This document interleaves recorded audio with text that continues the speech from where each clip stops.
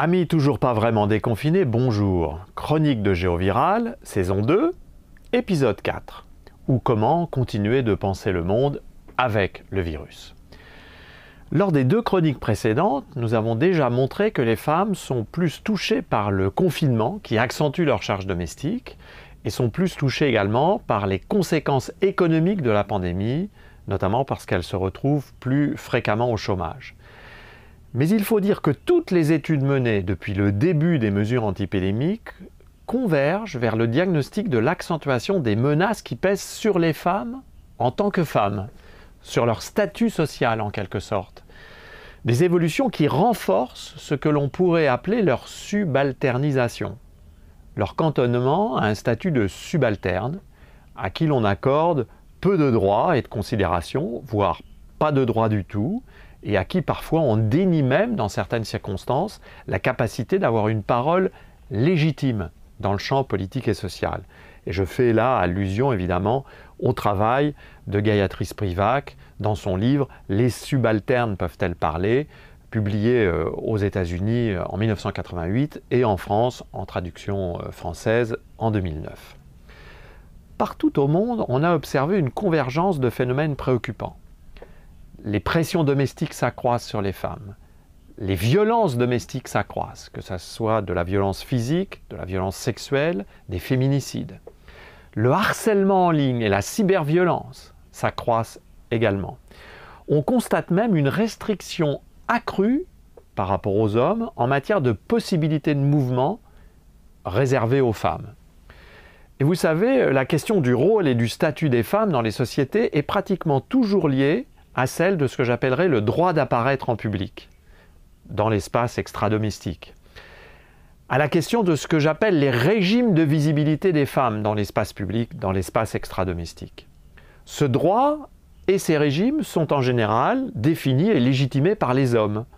La capacité des femmes à les définir de manière autonome étant presque toujours contestée en elle-même par les acteurs dominants des sociétés patriarcales.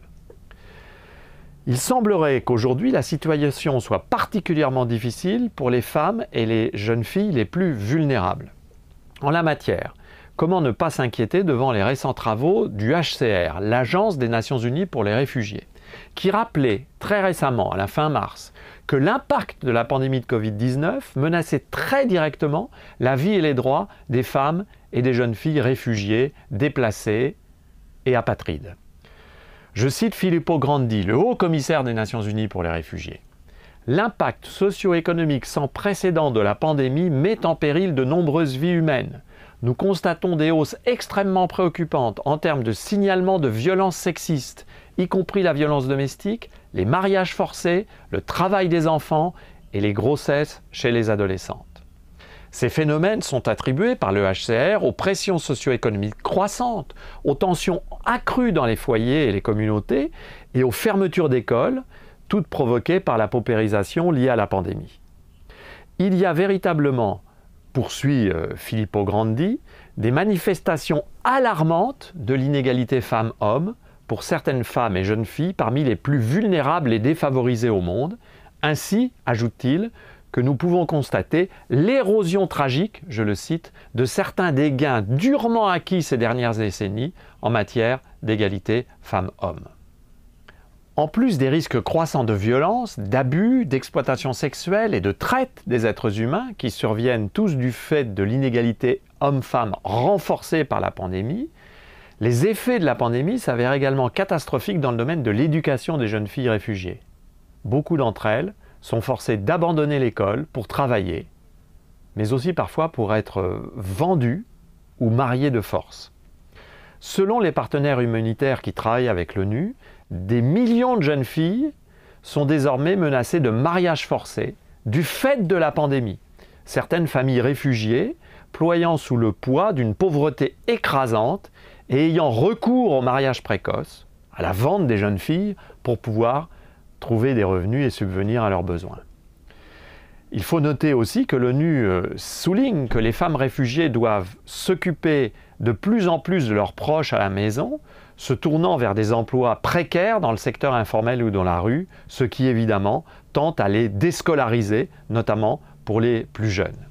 Et pour le Haut Comité aux réfugiés, le handicap, la marginalisation, les différences d'orientation sexuelle et d'identité de genre amplifient également la discrimination et les risques de violence envers les femmes réfugiées, déplacées et apatrides dans le contexte de pandémie. Ces femmes et ces jeunes filles dont nous venons de parler sont vraiment subalternisées au sens strict. Au sens où, je le rappelle pour Spivak, les subalternes sont les laissés pour compte de l'histoire officielle. Ceux et celles qui demeurent sans identité, exclus de la sphère des discours et de la représentation. C'est bien ce qui arrive à ces jeunes filles et à ces femmes apatrides, déplacées, réfugiées. Mais si l'on s'intéresse à toutes les autres femmes dans bien d'autres pays au monde, la situation n'est pas réjouissante. En matière de violences domestiques, partout au monde, on signale un accroissement des cas recensés de violences contre les femmes.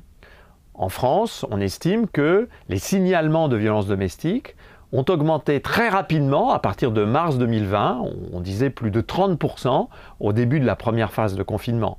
Et ceci a été confirmé presque partout ailleurs au monde. À Chypre et à Singapour, des études ont été menées, mais aussi au Canada, en Allemagne, en Espagne, au Royaume-Uni, aux États-Unis. Toutes les autorités gouvernementales, mais aussi les militants des droits des femmes et les partenaires de la société civile ont signalé une augmentation des signalements de violences domestiques pendant la crise, liée évidemment au renfermement sur la citadelle domestique pendant la pandémie. Nous nous trouvons devant un paradoxe donc. Les femmes sont indispensables à la lutte contre la pandémie. Elles assurent des fonctions essentielles dans les services de santé, les services de soins, les services à la personne, les services commerciaux, les services publics, les services de transport, les services maintenus coûte que coûte. Elles prennent soin de la famille.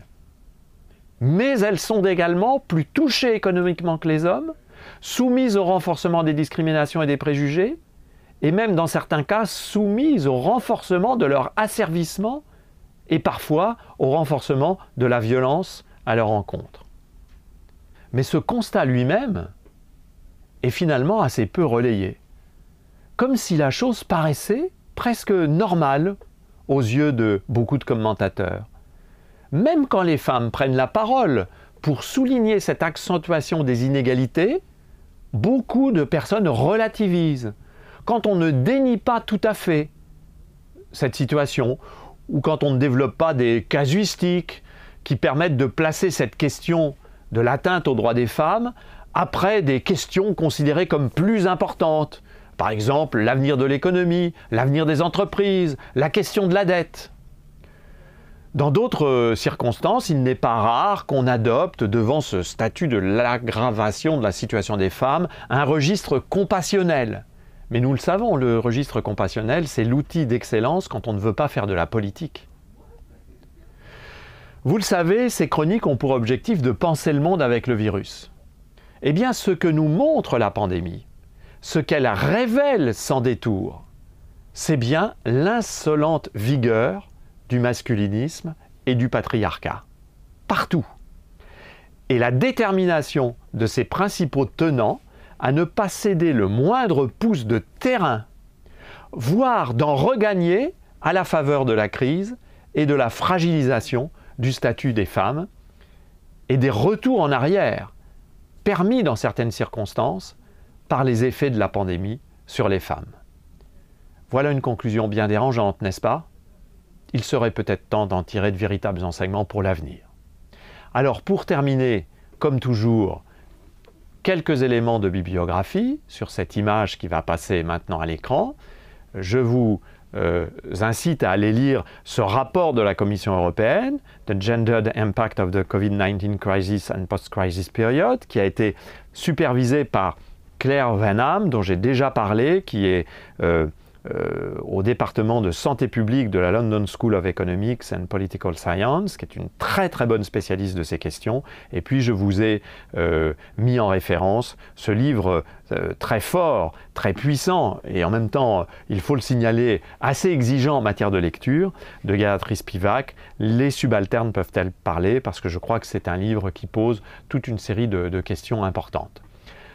Voilà, eh bien écoutez, nous nous retrouverons pour une 5e chronique, mais non pas la semaine prochaine. La semaine prochaine, je prends un petit peu de vacances, mais donc dans 2 semaines, pour une 5e chronique de cette saison 2. D'ici là, ne confinez pas idiots, portez-vous bien, faites attention à vous et à vos proches, et à très bientôt.